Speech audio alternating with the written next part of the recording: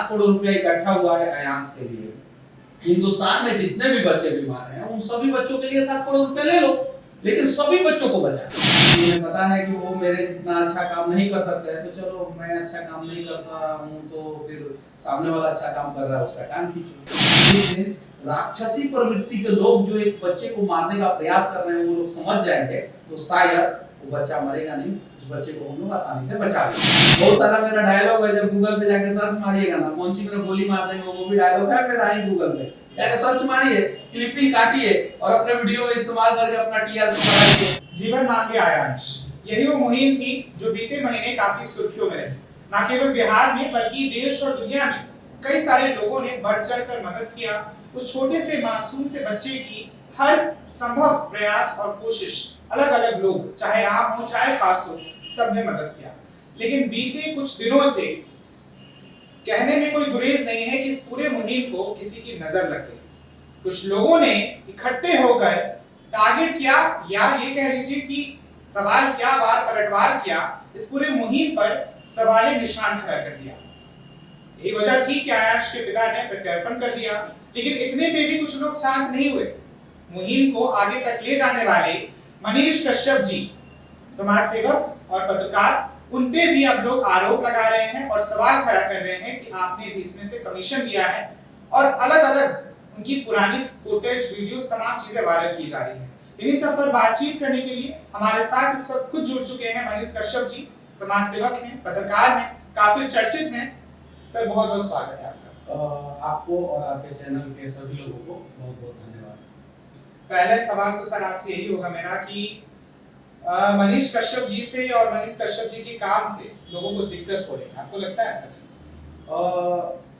ऐसे बहुत सारे लोग हैं जिनको दिक्कत है, जिनका रोजी रोटी बंद होने के कगार पे है या बंद हो जाएगा, या उनके रोजी रोटी पे सवालिया निशान खड़ा हो रहा है। वो लोग मेरे ऊपर और मेरे काम के ऊपर जो है सवाल खड़ा कर रहे हैं, क्योंकि उन्हें पता है कि वो मेरे जितना अच्छा काम नहीं कर सकते हैं, तो चलो मैं अच्छा काम नहीं करता हूँ तो फिर सामने वाला अच्छा काम कर रहा है उसका टांग खींचो।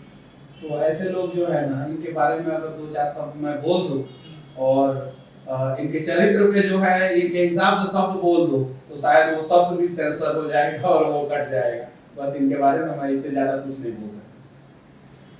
एक और सवाल उठ रहा है मनीष जी, वो ये है कि मासूम 9 महीने था पिछले महीने, अब 10 महीने का हो चुका है आज, और क्या पिता की सजा मासूम को मिल रही है? आपको लगता है ऐसा? क्योंकि आरोप लगाया जा रहा था, अब जब उन्होंने प्रत्यर्पण कर दिया तब तो और ज्यादा आवाजें बुलंद हो चुकी है कुछ लोगों की। ऐसा तौर पर अगर बात करें तो बिहार के कुछ चुनिंदा मीडिया हाउसेस की, ये भारत है, समझे ना, यहाँ पे छोटा राजन के बच्चे को जो है ना पनाह दिया जाता है। यहाँ पे कश्मीर के जो अलगाववादी है ना, उनके बच्चे को पनाह दिया जाता है और सरकारी खर्च दिया जाता है। दूर जाने की जरूरत नहीं है। बिहार में शहाबुद्दीन ने बहुत अच्छा काम किया था, वो सभी बिहारियों को पता है। उनके बेटे को जो है सरकारी सुरक्षा दी गई है सीवान में। लालू प्रसाद यादव के कर्मों का सजा जो है ना तेजस्वी या तेज प्रताप या मीसा भारती को नहीं दिया गया। तो ये चीजें समझने की जरूरत है। और धर्म ग्रंथ में अगर चले जाए तो हिरण्यकश्यप एक था, राक्षस था, और उसका बेटा जो है प्रहलाद, तो हिरण्यकश्यप का सजा जो है प्रहलाद को नहीं दिया गया। तो ये सब चीजों को समझने की जरूरत है। और जिस दिन राक्षसी प्रवृत्ति के लोग जो एक बच्चे को मारने का प्रयास कर रहे हैं वो लोग समझ जाएंगे तो शायद वो बच्चा मरेगा नहीं, उस बच्चे को हम लोग आसानी से बचा लेंगे।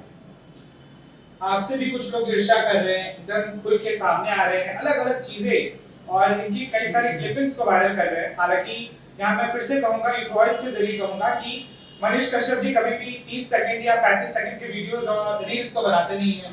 उसमें भी 35 मिनट और 40 मिनट का वो पूरा एक्सप्लेनर के तौर पर रहता है। चाहे वो कोई सड़क पर आपको ये दिख जाएंगे, चाहे वो फ्लाईओवर पे दिख जाएंगे, तमाम ऐसे वीडियोस हम सब देख रहे हैं, काफी पसंद भी करते हैं। कुछ क्लिपिंग्स, कटिंग्स जहां पे मैं बताता हूं, एक साइड बैटरी का है। जब एक साइड बैटरी वाले या किसी भी शोरूम में चले जाइए, सर्विस सेंटर में चले जाइए, आप मोबाइल में 10 रुपए का समस्या हो ना तो बोलता है कि नहीं 7 दिन बाद आइए। क्यों 7 दिन बाद आइए? कि ताकि समस्या बड़ा दिखे और आप जो है परेशान हो कि सर्विस सेंटर में वारंटी में काम नहीं करा के बाहर काम करा लीजिए। और 1 महीना के अंदर मेरा बैटरी खराब हो गया था, शायद 18 दिन के अंदर बैटरी खराब हो गया था। उसके लिए 1 महीना दौड़ा दिया था मैं, जम के गाली दे दिया उसको। गाली दे दिया तो एक्साइड का शेयर मार्केट डाउन हो गया। उसका क्लिपिंग काट काट के लोग डाल रहे हैं। उसके अलावा बहुत सारे क्लिपिंग काट के डाल रहे हैं। मेरा तो खैर बहुत सारा वीडियो है सोशल मीडिया पे, आप इस्तेमाल कर सकते हैं। जब कैरी मिनाटी मेरा वीडियो का इस्तेमाल किए हैं, कैरी मिनाटी, और बहुत सारा मेरा डायलॉग है, जब गूगल पे जाके सर्च मारिएगा ना, कौन सी मेरा गोली मार देंगे वो भी डायलॉग है मेरा, ही गूगल पे जाके सर्च मारिए, क्लिपिंग काटिए और अपने वीडियो में इस्तेमाल करके अपना टीआरपी बढ़ाइए। लेकिन अगर मुझे निगेटिव दिखाइएगा तो कमेंट बॉक्स भी एक बार पढ़ लिया कीजिए आप लोग। कमेंट बॉक्स तो ये लोग पढ़ते नहीं है, और जो उन लोगों को जो है सबक सिखाता है उसका कमेंट जो है ये लोग ब्लॉक करते हैं, तो उससे कोई फर्क नहीं पड़ता है। बस अगर मेरे जैसा अच्छा काम नहीं कर सकते हैं ना, तो कोई अच्छा काम कर रहा है उसका टांग खींच कर उसे नीचे गिराने का प्रयास मत कीजिए। अब उसी मुहिम पे हम लोग आ जाते हैं मनीष जी, आयांश की मुहिम पे आ जाते हैं, क्योंकि अब दर्शक भी जानना चाहते हैं, क्योंकि लंबा समय हो गया जब से कुछ इसमें आवाजाही नहीं देखी जा सकती है। फिलहाल अब तक कितना फंडिंग हो पाया? अगर लंबा समय से मैं आपको एक बात बता देना चाहता हूँ, जेपी सेतु जहाँ पे हम लोग बैठे हैं यहाँ से 5 किलोमीटर दूर है, गंगा नदी पर बना है, पटना में ही बना है। 2002 से लेके 2003 से लेके वो बनना शुरू हुआ, 2017-18 में वो जाके कंप्लीट हुआ जेपी सेतु, और समय लगा उसमें, लेकिन वो लाइफ लाइन बन गया पूरे पटना का। गांधी सेतु के बाद जेपी सेतु। एक बच्चे का जान बचाना है, इंजेक्शन का दाम 16 करोड़ रुपया है, समय तो लगेगा थोड़ा, लेकिन बचाएंगे हम जरूर। सवालिया निशान आप खड़ा कीजिए, चाहे जो भी खड़ा कीजिए। अनेकों प्रकार के सवाल लोग कर रहे हैं, अनेकों प्रकार के। पहले कुछ और करते थे, फिर बाद में कुछ और, आज कुछ और कर रहे हैं, कल कुछ और, परसों कुछ और, अगले दिन कुछ और। अब जरा सोचिए, निमांस कौन सा अस्पताल है? निमांस से गलती हो सकती है? अरे बेहुदा सब, निमांस इंडिया का सबसे बड़ा मेंटल हेल्थ और न्यूरो का सबसे बड़ा अस्पताल है, सरकारी अस्पताल है। एम्स के लेवल के डॉक्टर वहां पे बैठते हैं, तो निमांस गलत है। तो एम्स का भी रिपोर्ट आ गया है कि ऐसे में टाइप 1 उसकी बीमारी है और क्राउड फंडिंग आप लोग कर सकते हैं। तो बोल रहे कि नहीं बहुत सारे बच्चे बीमार हैं, तो रे बेहुदा साहब, 7 करोड़ रुपया इकट्ठा हुआ है आयांस के लिए। हिंदुस्तान में जितने भी बच्चे बीमार हैं उन सभी बच्चों के लिए 7 करोड़ रुपया ले लो, लेकिन सभी बच्चों को बचाना। एम आई राइट या रॉन्ग? 7 करोड़ रुपया इकट्ठा हुआ है, या सीबीआई जांच बैठा दो, सीआईडी जांच बैठा दो, इनकम टैक्स बैठा दो, ईडी बैठा दो, जांच बैठा दो। क्योंकि इतना बड़ा ट्रांजैक्शन अगर होगा खाता में लगातार होगा, तो इनकम टैक्स के नजर में वो तो खाता अपने आप ऑटोमेटिक चला गया होगा।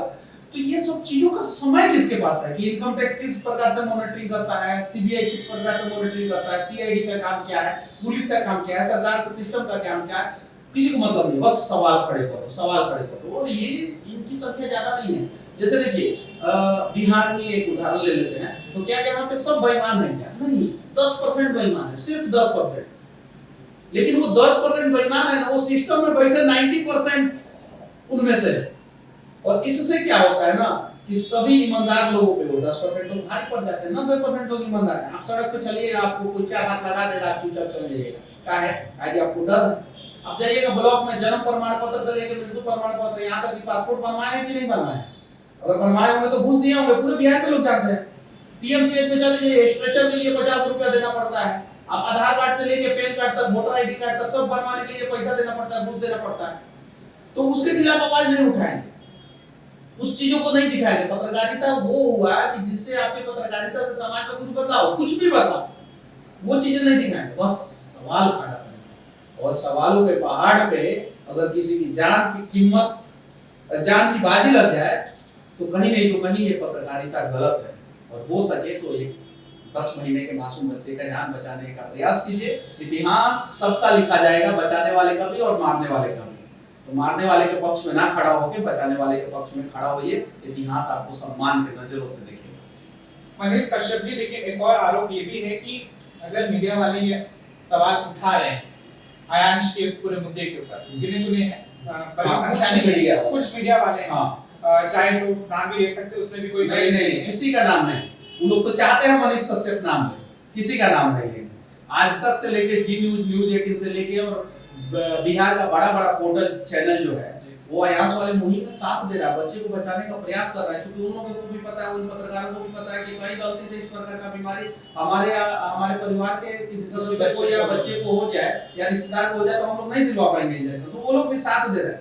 लेकिन कुछ चमन चू जो है, गलेड़ी भंगेड़ी है, दारू पी के जो है कहीं और जिनका धंधा ही दलाली में चलता है, 500 रुपये पर डे, और पत्रकारिता से दलाली में करके नहीं आए ना, तो वो लोग जो है पगला जाते हैं। तो ये आरोप क्यों लगा रहे हैं, मतलब इनको कौन भड़का रहा है, उकसा रहा है?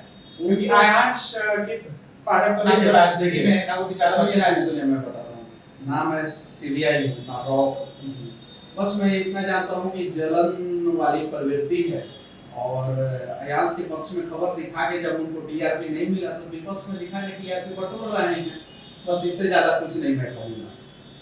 और मुझे लगता है यही काफी है समझाने के लिए दर्शकों को कि जिस हिसाब से बच्चे के जीवन के साथ, उसके जान के साथ राजनीति हो रही है, दुर्भाग्य है। दो छोटे सवाल होंगे मनीष जी। पहला सवाल उसी पे रहेगा कि बच्चे की कहीं ना कहीं जान में बनाई है, दिन पे दिन समय बीतता जा रहा है, आगे आपकी तरफ से क्या प्रयास रहेगा और क्या आपका अगला स्टैंड, आपका अगला टेक होगा? देखिए, हम लोग लगातार पॉजिटिव वे में, कंस्ट्रक्टिव वे में हम लोग काम करने का प्रयास कर रहे हैं और करते रहेंगे, बचाने का प्रयास कर रहे हैं और करते रहेंगे। अब ऊपर वाले की मर्जी कि हम लोग कितना सफल होते हैं, लेकिन इतना ही कह सकते हैं कि हम अपने मेहनत और बदौलत इतना तो जरूर करेंगे कि जब तक अयांश को इंजेक्शन नहीं लगे तब तक हम लोग प्रयास करते रहेंगे कि किसी भी हाल में उसका जान बच जाए। और एक अयांश का जान बच जाएगा तो उसके बाद से आप लोग ऐसे में टाइप 1 के जितने भी मरीज हैं आप लोगों के पास, आप लोग उनका पूरा डेटा, बायोडेटा तैयार कीजिएगा, क्योंकि हम लोगों को लड़ाई का तरीका पता चल जाएगा, रास्ता पता चल जाएगा, इस रास्ते से हम लोग चलेंगे तो हम लोग जीत जाएंगे। उसके बाद उन लोगों के लिए भी लगातार आवाज उठाएंगे, लेकिन उठाएंगे लगातार आवाज, और जिसके लिए लग गए, जब तक तोड़ेंगे नहीं तब तक छोड़ेंगे नहीं। बस आखिरी सवाल होगा आपकी अपने मुहिम के ऊपर, सच तक के ऊपर।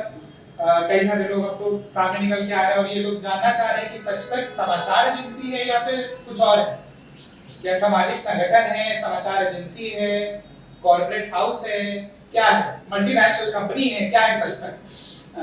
सच तक सोशल मीडिया पे एक डिजिटल प्लेटफॉर्म है जिसको social media reforming digital platform कहते हैं। तो हम लोग बस सोशल रिफॉर्मिंग डिजिटल प्लेटफॉर्म के रूप में हम लोग सच तक को बनाए हैं, देखते हैं कहाँ तक सक्सेस होते हैं। क्योंकि समाज के लोग अगर बिहार के लोग साथ देंगे तो हम लोग लगातार समाज में रिफॉर्म करने का प्रयास करते रहेंगे, लगातार करते रहेंगे। और जो समझना है पत्रकारिता, न्यूज हाउस समझना है, न्यूज हाउस समझिए, या सोशल एक्टिविस्ट समझना है, सोशल एक्टिविस्ट समझिए, या जो समझना है समझिए, लेकिन अगर हमारा काम अच्छा लगे तो हमारा साथ दीजिए, और हमारा काम अगर गलत लगे तो जम के हमारा विरोध कीजिए। इससे ज्यादा मैं कुछ नहीं कहूँगा। चलिए, बहुत बहुत शुक्रिया मनीष कश्यप जी यूथ वॉइस में बात करने के लिए। जय हिंद।